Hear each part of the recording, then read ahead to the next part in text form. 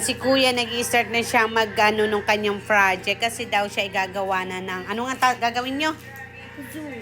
Zoo daw ang gagawin nila. Kaya ayan, mag-start na pero yan ang ginagawa niya. O ayan. Pagong. Ano yan? Ano yan? Pagong. Pagong ba yan? Pagong. Okay. Ayan. O, yung clay. Pagong, ayan ay assignment nyo. Yan ang pagong. Gawa niya. Kasi assignment daw nila yan kay teacher. Yan naman ay ano naman yan? Max, gagawin ko pong zoo. Gagawa daw pala siya ng zoo. Kaya pala may ganyan siya. O, nakagayak na. Ito yung project mo. Saan ito project mo? Oy. Saan? Bibigay po sa teacher. Kaninong teacher? Sinong Teacher Richel. Yun ang project sa inyo. Ano yan? Ano to?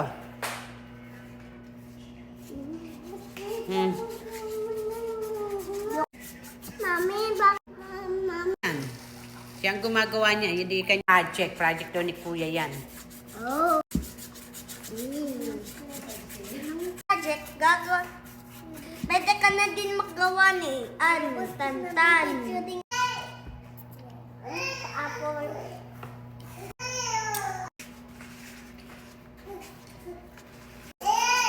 Hindi yung lupa. Ay, ano pa? Hindi to pang tubig. Yan, ganun yan.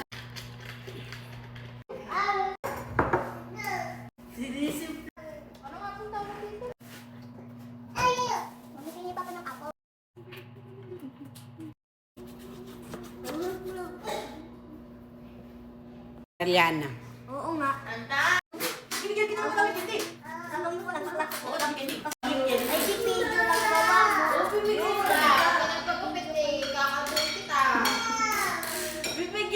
Ayaw, madami candy. Ayaw mo? Gagapit mo na. Bibigyan kita lang. Bibigyan mo muna.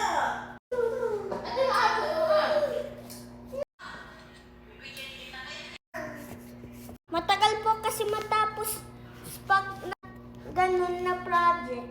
Ano ito? Mamaya, kakausap ako. Ano po yung project ni Kuya ngayon is sasubmit. Ano nga ito kanya daw kanyang mga pagong. Yan very good.